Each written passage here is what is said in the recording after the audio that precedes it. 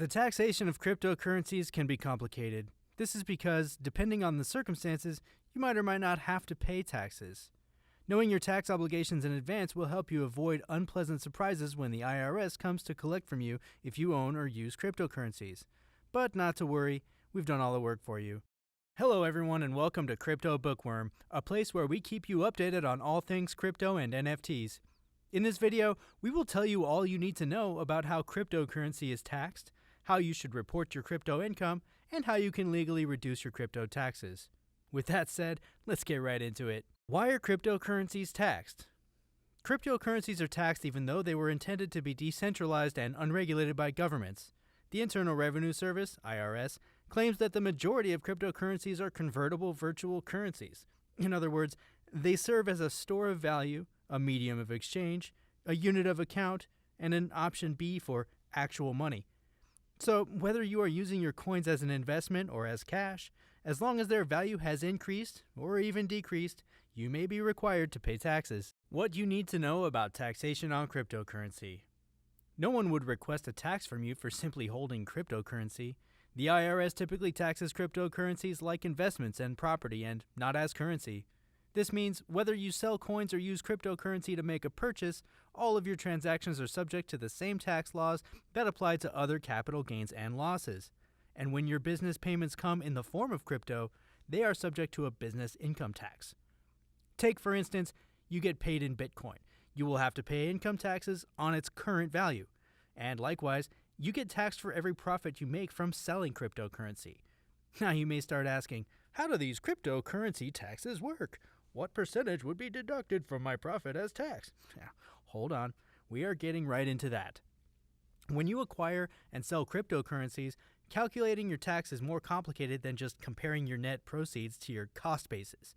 The amount of time you owned it and how you obtained it also need to be taken into account because it affects the kind of capital gain or loss that will be applied.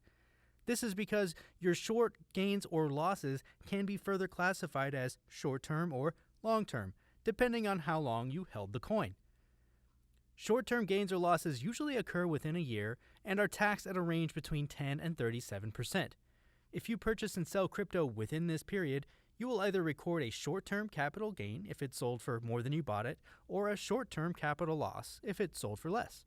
And just like the tax rates that apply to ordinary income, such as earnings, salaries, commissions, and other earned income, this is also applied to these types of transactions. On the other hand, long-term capital gain or loss is applied after a year of holding cryptocurrency before selling it. It is the type of tax applied when you purchase crypto, hold it, and sell it after a year. Long-term capital gain is taxed at a range between 0 and 20%. Now, numbers don't lie, and you might have noticed that the rates are typically lower for long-term gains compared to short-term gains.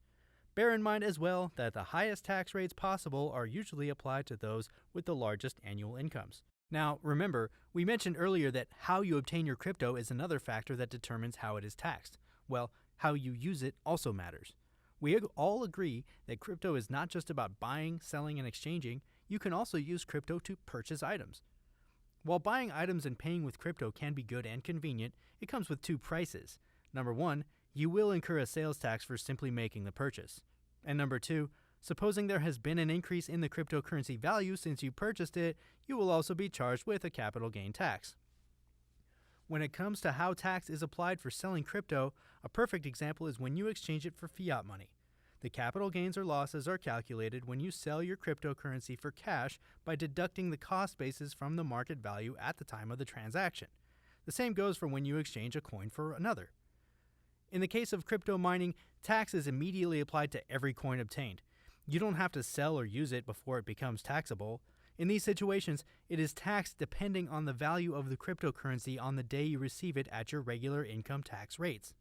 And if we examine things closer, you will agree that purchasing items with crypto and exchanging them also results in immediate taxes being applied. Now that you know the ins and outs of crypto taxes, the next step would be how to report your taxes. How to report your crypto tax. The first thing to remember when reporting crypto taxes is that there are no legal ways to avoid it unless you don't use it. Any earnings or losses you make from buying and selling crypto must be reported to the IRS. This means ensuring that every crypto transaction is recorded, including the amount spent and the cryptocurrency's market value at the time it was used. Fortunately, many crypto exchanges offer transaction reports that list all your purchases, sales, and exchanges made on your account. Gathering this report is especially easy if you do all of your crypto transactions on one exchange.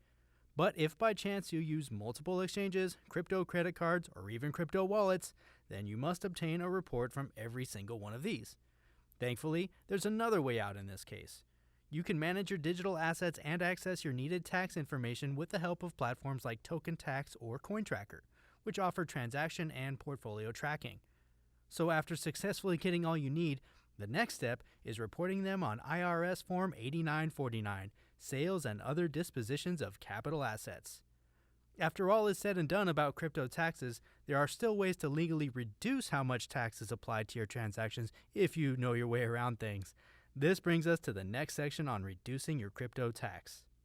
How to reduce crypto tax. One way to reduce the taxes applied to your cryptocurrency is to hold on to your digital assets for more than 12 months. You typically only have to pay cryptocurrency taxes once you sell them. As long as you are holding it as an investment and it isn't producing any revenue, no one cares. You can avoid paying taxes by not selling any of your digital assets in a specific tax year. Another option is to offset your gains with losses in a technique known as tax loss harvesting. Let's make it simple. Say you suffered a $1,000 short-term loss and made a $2,000 short-term gain, and at the same time a $3,000 long-term gain and a $5,000 long-term loss. When this happens, you would have a $1,000 net short-term gain and a $2,000 net long-term loss, which can then be summed up to a net $1,000 long-term loss.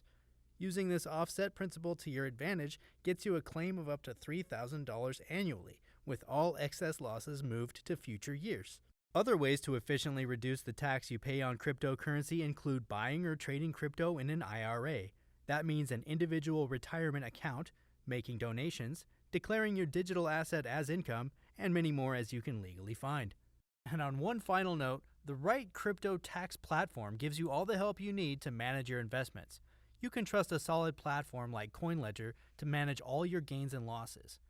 CoinLedger also helps you save time by easily keeping track of all your tax obligations and filing your cryptocurrency taxes. And that's a wrap as we've come to the end of today's video. If you enjoyed it, please make sure to like and subscribe. Also, don't forget to check out CryptoBookworm.com for more cryptocurrency and NFT education. Until next time.